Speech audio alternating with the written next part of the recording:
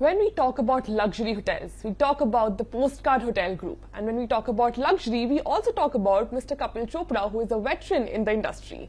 And today we are at the Postcard Hotel group's office to discuss with Mr. Kapil Chopra, the CEO and founder of the group, about the expansion plans of the hotel chain.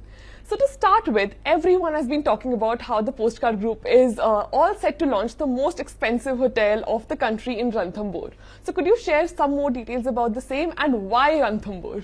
Thank you for having me on the show, Bhavya. It's great to be on ET now. The idea was not to do the most expensive hotel. The idea was that at the Postcard Hotel, we come from a philosophy of the fact that we believe that India is a great economic superpower today. And we need to make hotels which make this country really proud. In the past, if you really look at what the Oberoi Group did with its resorts in Jaipur, Udaipur, and other places, and what Taj did with its renovation of palaces, was hugely iconic. What we've seen in the last 10 years in the Indian hospitality space, we haven't really seen great hotels or innovation in hotel product happening. 5 years back, we decided to do the Postcard Hotel to address that gap, to say we need to make the best hotels out of India. Again, make hotels that kind of put us on the global hospitality map. Think about the fact that some of the best wildlife hotels are in Africa. And also the fact that there are actually two places in the world. Of course, you can go to Australia to watch wildlife, but significantly, Africa and India are two great places to watch wildlife. And the question that we had in our mind was, if everybody comes from all over the world to watch tigers, why don't we have the world's best hotel in the wildlife space in one of the tiger reserves? Right. And the answer to that was really Ranthambore. And then the question was, what does it take to build the best hotel in the world? That was the second question. We said a great architect, a great site, a great brand. Right. So, and that is one of the reasons we kind of reached out to one of the foremost architects in the world in this space. We had a great partner, and we also thought that we could launch the postcard ethos into this new destination. Right. I think price is more a byproduct of demand and supply and destination. But I think the whole idea on why we need to make India proud is we'd be very happy if this hotel wins the best hotel in the world. I think that will be our real vindication as the brand. All right. And apart from Ranthambore, you're also planning to open hotels at at other places in the country, right? In the next 7 years, you want to open one hotel each quarter. Yes. So what are those destinations going to be like? So see, we started with Goa. And again, I'll come back to the fact that I believe, we all talk about Bali, Bhavya, and we say Bali is the design capital of the world because, some of the most iconic things in hotel design or just design are happening in Bali. It's got that vibe. Right. We believe Goa has the same vibe. But I also believe that over the years, Goa has been ruined by this divide between North Goa and South Goa, by this focus on flying down cheap charters with, inclusive of all meals, booze. So it's become a cheaper party destination. 5 years back, we decided to change all that. We said we will launch the Postcard Hotel in Goa, but let's steady Goa. Goa is such an absolutely amazing city because it's got that great Portuguese influence. It's got the great Indian influence. It's got phenomenal cuisine inspired from the Portuguese when they left India, the cuisine that was there in the city. It's also got a great Saraswat Brahmin cuisine. So it's got absolutely amazing stuff, which nobody actually looked at it because we were kind of positioning it as a cheaper party destination. So we thought, let's make Goa the design capital of the world again. And that was the ethos behind the Postcard Hotel. And Goa has 332 villages. We are already open in 4, whether it's Saligao, Vela, Kansolim, and Netravali. And we are opening 4 more. But we believe there could be 30 hotels in Goa because every village is unique. Goa is not North Goa, South Goa. Goa for us is 332 great, all different, unique villages. And that's what design is. Authentic and unique. So, and that's what the Postcard Hotel is, authentic and unique. So you'll see a lot of hotels coming up there. But in newer destinations, it's again a lot of thoughts gone behind. We are going after tiger reserves in a very big way to actually showcase India globally. So Ranthambore opens, Kana opens. And again, the minimum room size in Kana is 1100 square feet. The minimum room size in Ranthambore is 1950 square feet. So these are larger rooms. These are pretty much all suite hotels because that's what global luxury is all about. And then we open in the temple town of Tirupati. And again, the logic there was, we kind of really think about a destination. The logic was that if you go to Vatican, you've got great hotels around the Vatican to stay in Rome. Right. You got super luxury hotels. But what about Tirupati? Tirupati has only 300 branded hotel rooms, and that also in 3, 4, and 5 stars, not even 5-star hotel rooms. No luxury hotels per se. So our point was, why don't we do an absolutely most amazing luxury hotel in Tirupati, because it gets 1 lakh tourists a day and it has 300 rooms. So why don't we do a great hotel? So if you are going to visit the temple, you also stay in a very good hotel, and everything else is taken care of, because of connectivity. You generally don't fly into Tirupati directly if you are especially coming in from outside India, and it has a significant number of people coming from outside India, from India. Connectivity is always a challenge, so people can rest and they can, visit the temple in peace. Right. So that was one of the reasons. So Tirupati opens. Then we are also looking at Bhutan significantly, but that's much later. But in the current scheme of openings, we also have Mashobra. Okay. We are also doing a hotel in the Upper Himalayas. We haven't shared the destination yet, but we are looking at opening on the 1st of June. So it's like a secret hideaway destination. Would you like to share that with us right now? So all I can say is it's going to be in the extreme north part of the region. Okay. All I can say is that if you have to go to a hotel there, you will at least have to acclimatize for a day, because it's up there. It's really, really up there. Okay. But it'll be most exciting, because again, we believe there are no luxury hotels in that destination. Right. And again, we believe Europe's done a great job of having great hotels in the Alps, whether it's the Swiss Alps or the French Alps or any part of the Alps that goes into Austria or wherever.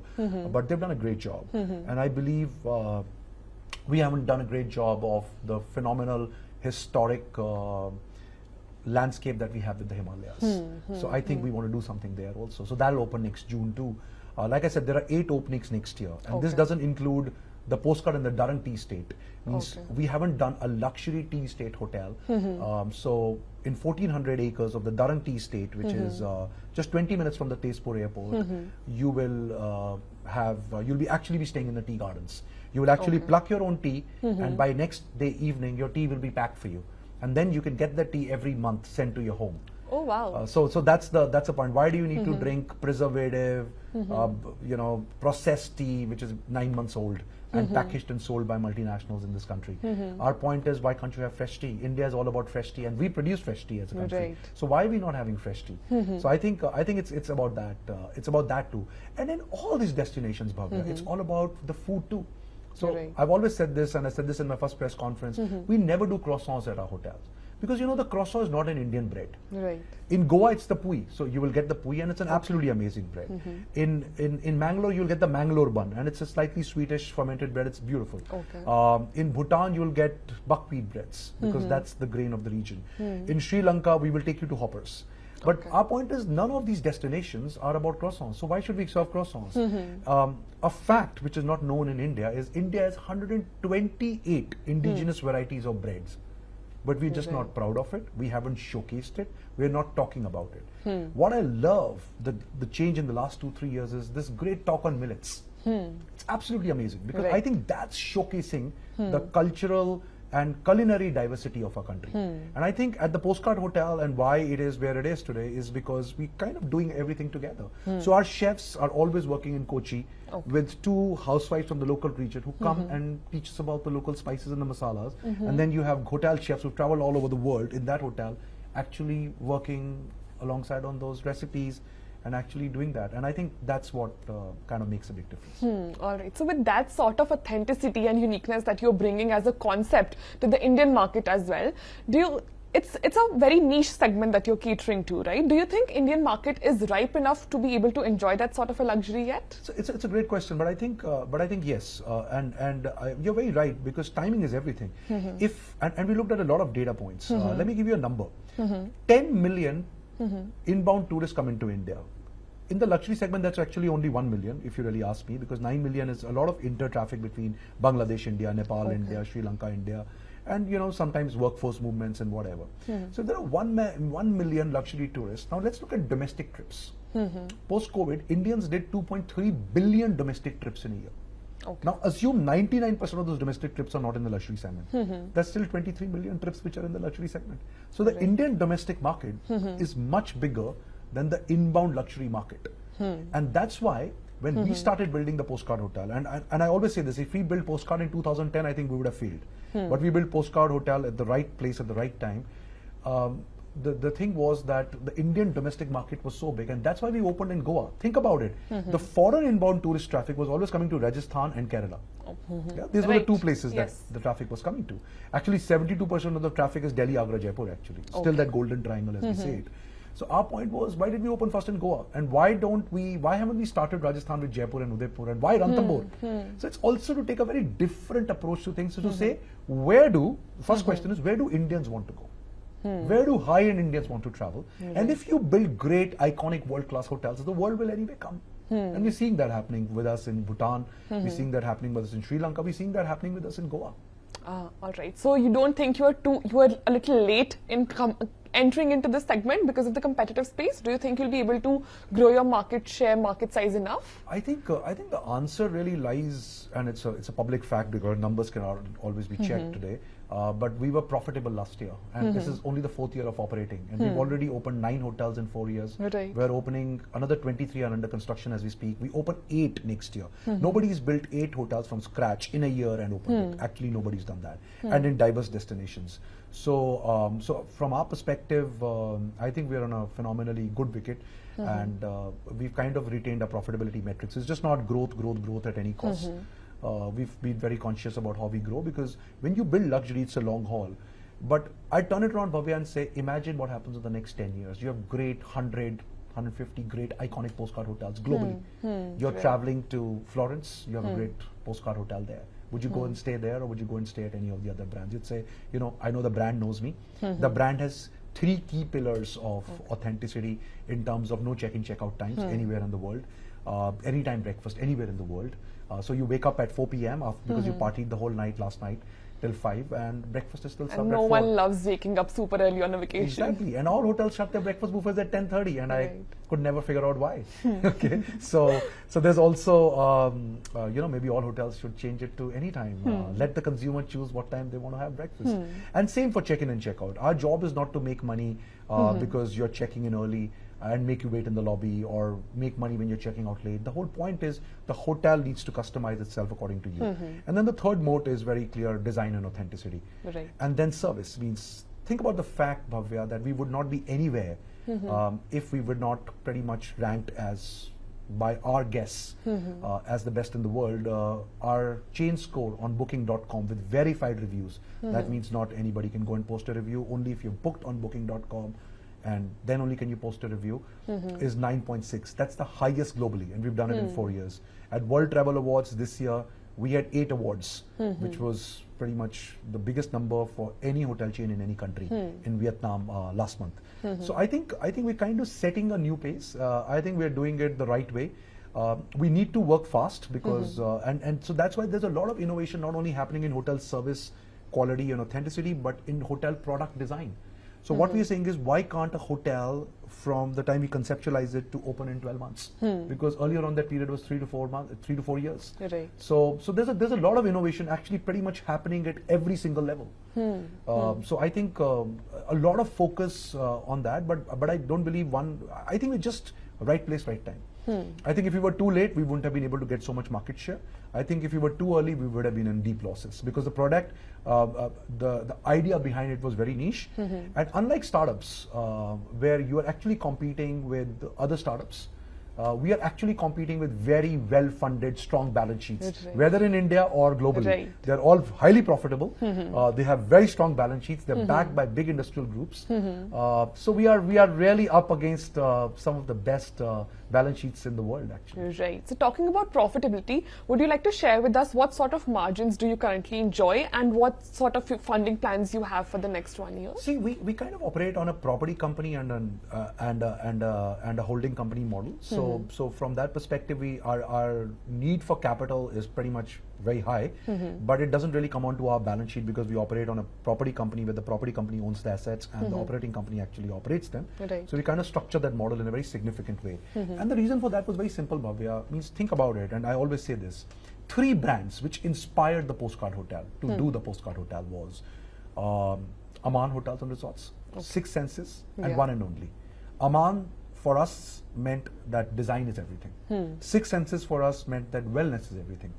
And One and Only was lifestyle is everything. Right. You know what's the common thing, Bhavya, that a lot of people don't know about these three brands is the founders lost control of the brands they built. They were visionaries, maybe 100 times better than us, but they built these great brands and they lost control of these great brands. Today, all these three brands are not owned by the founders who created these amazing holiday brands, which changed the way the world holidays. So our point was we were very cognizant of that fact, and one of the common factors in all three cases was leverage. That's what we believe. Maybe there were other factors too, but we believe was over leverage. So that's why we kind of structured our company in a way that we never get over leveraged, that we always avoid that trap, and we kind of, when we were kind of redrawing the plans, so there's I think the biggest disruptive element is the way we structured the company, really, financially. Right. So that means, just to give you an example, Tirupati, if somebody wants to come and replicate the hotel that we're building in Tirupati, it would cost you over 300 crores. Right. Just to do that hotel. So that's a big amount. But we've structured it in a way that it kind of, for the owning company and for us, it doesn't become a liability on the balance sheet. So it's also very clear, very smart financial structuring. So our ability to raise capital is, like I said, is actually, capital is not a constraining factor. Okay. If I may turn it around and say, capital is not a constraining factor because the brand is established. It's very difficult to do, what my team has been able to do in the last 5 years. Actually, it's not me really, it's them. And my co-founders at the company, what they've been able to do is very difficult to create it again. I don't think I'll be doing it again too. So I think it takes a lot to build a brand from scratch. And so from that perspective, actually, we are pretty much on a good foot. Because our room rates are so high and because we operate in a very strong niche, our operating profit margins are anything between 40% to 60%.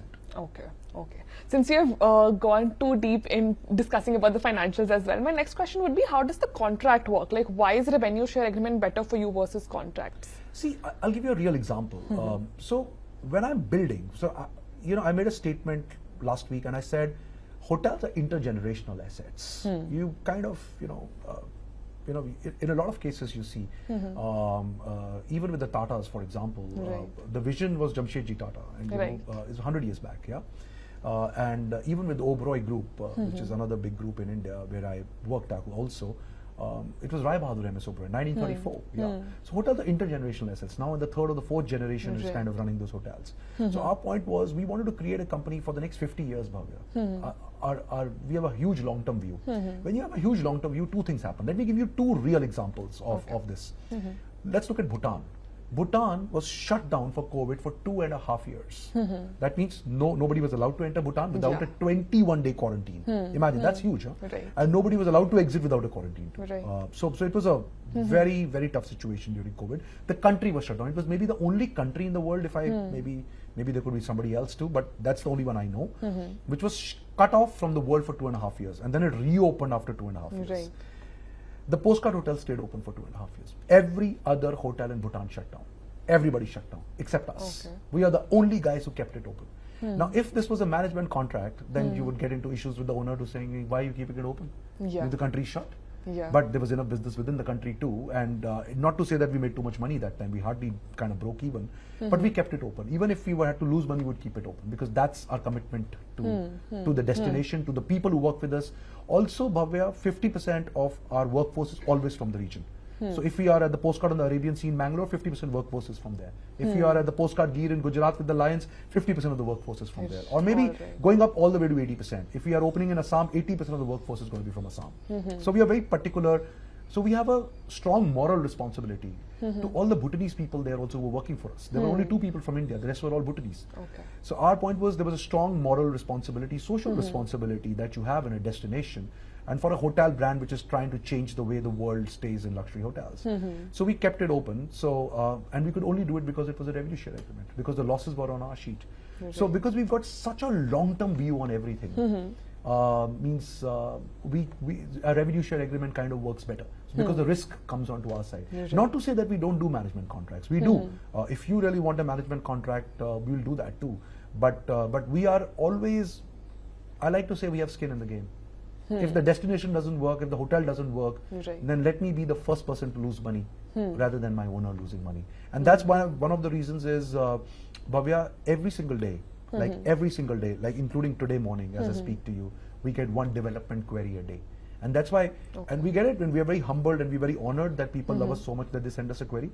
that they want to partner with a postcard hotel or make a postcard hotel, or they have a great land or they have a great asset which could be a great postcard hotel. But our point is, because we think for our customers first, so 95% of those queries don't even go to the second stage because we're not able to make it a postcard hotel. Our point is, we want to make India proud, Bhavya. That's the only point. We don't want to run the most expensive hotel in India or the world or anything. We just want to put India on the global luxury hospitality map. And it's not about, and one of the reasons we did that was, that's why we did in the 5 years of operating, we're operating in 3 countries. Right. We will definitely open in Europe. That goes without saying. We'll open in any destination that is experiential. And we classify experiential destinations as 5. So whether you're in the mountains, whether you are on the beach or on the sea, whether you are in palaces, whether you are in wine, whiskey, coffee, tea estates, and whether you're in wildlife reserves. So 5 key places a postcard hotel has to be there. Now, if there's wildlife in Botswana, we'll be there.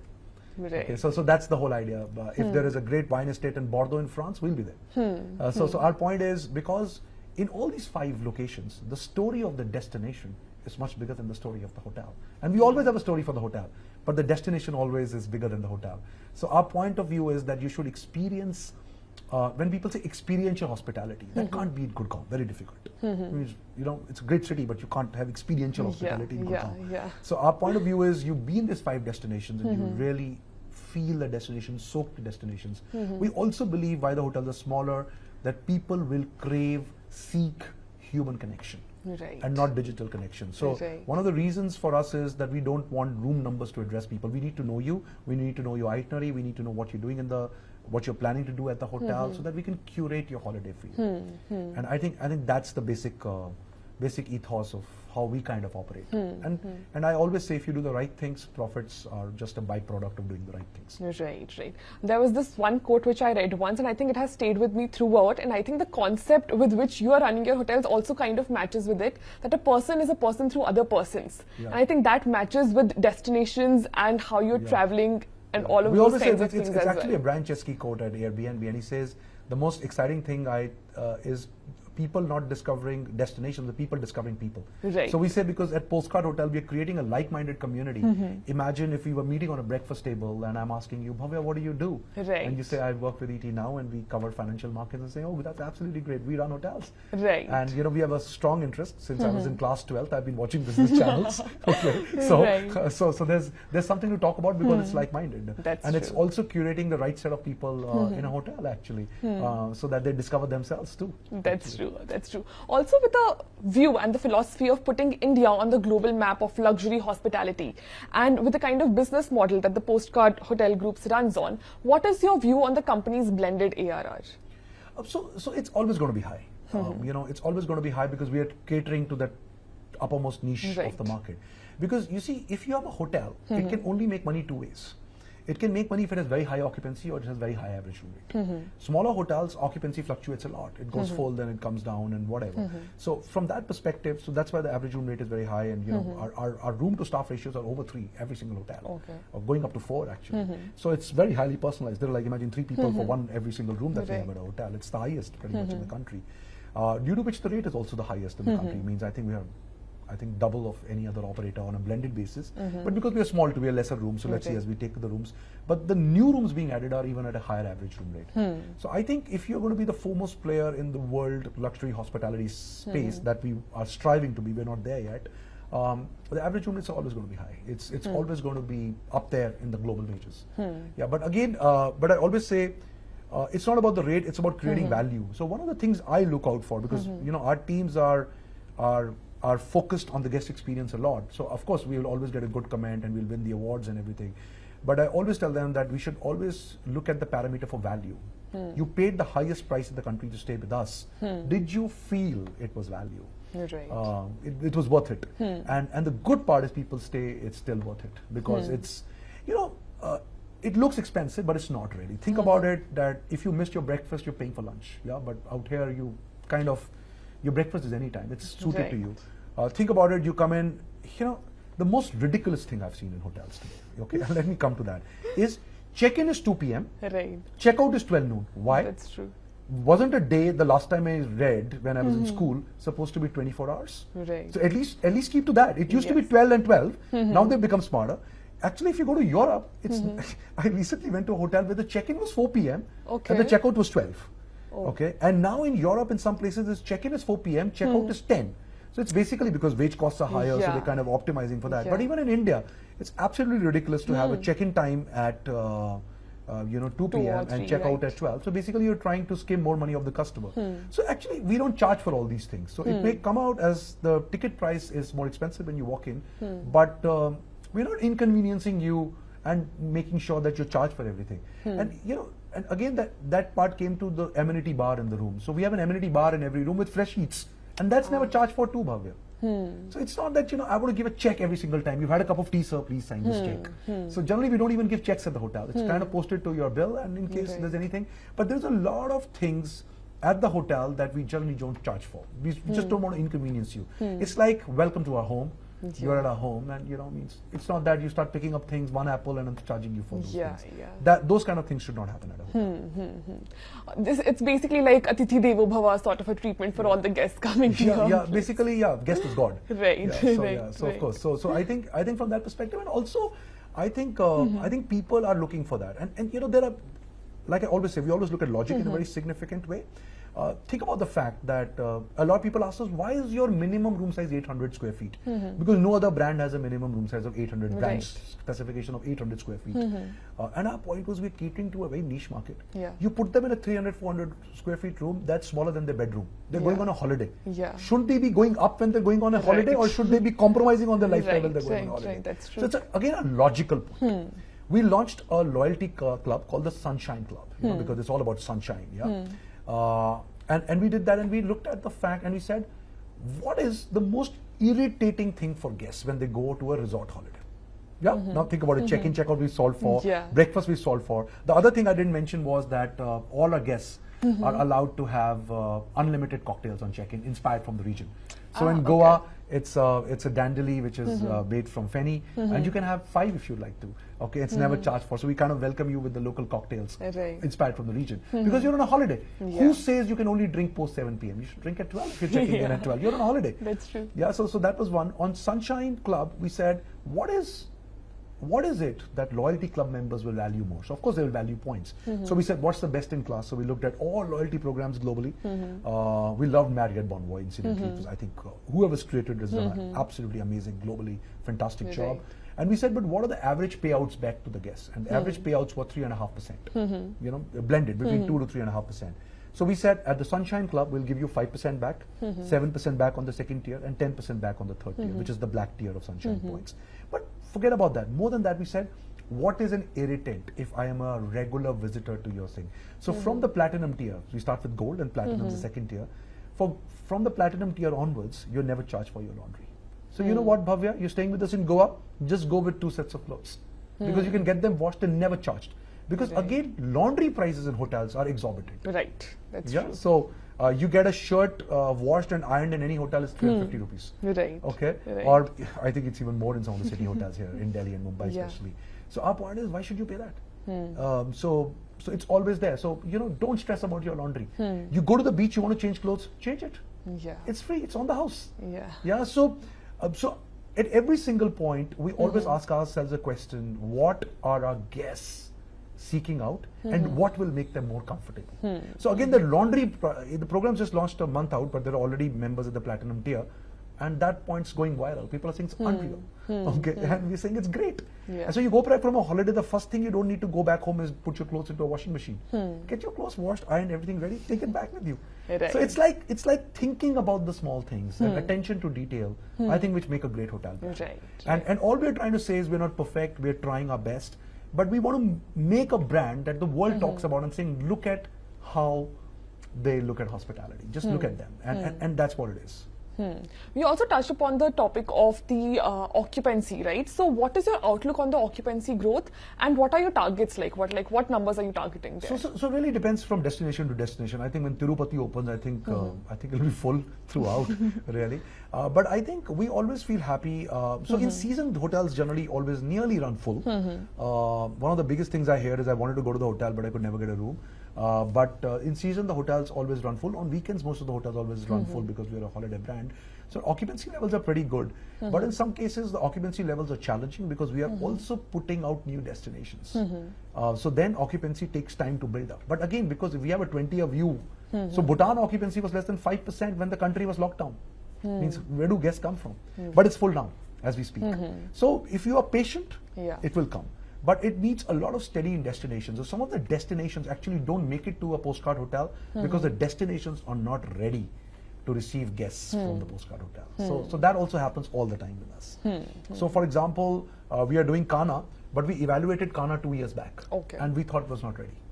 Now we think it's ready. Suddenly we see a lot of uptick in travel. I think COVID changed a lot. Domestic travel's gone through the roof. That's true. And it's all discerning, it's all very high end. So, and that's why and we're doing like a super luxury hotel in Kana. And again, because the Kana forest is all about the sal trees. It's a lot of detailing in every destination. So, and I'll come to it later on design, but it's on sal trees. We're actually doing tree houses up. So you'll go up 20 feet up and actually you'll stay in a tree house. And we want to do a bathtub outside the tree house. So you're up suspended in the air.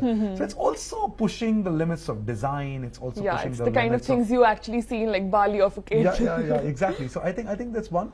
And I think one of the things that hotels in India need to do is focus more on design. Like I said in my article last week that Captain Nair for Leela Hotels and Mr. Oberoi of the Oberoi Group actually really focused 30 years back on building world-class hotels. And the biggest tragedy that I see in the Indian hospitality industry today is cookie-cutter hotels. We are doing hotels that could be in anywhere. Let's look at the hotels opening up in some of our cities and even some of our resorts. You pick them up from here, you put them in Thailand, they could be there too. They look Thai too.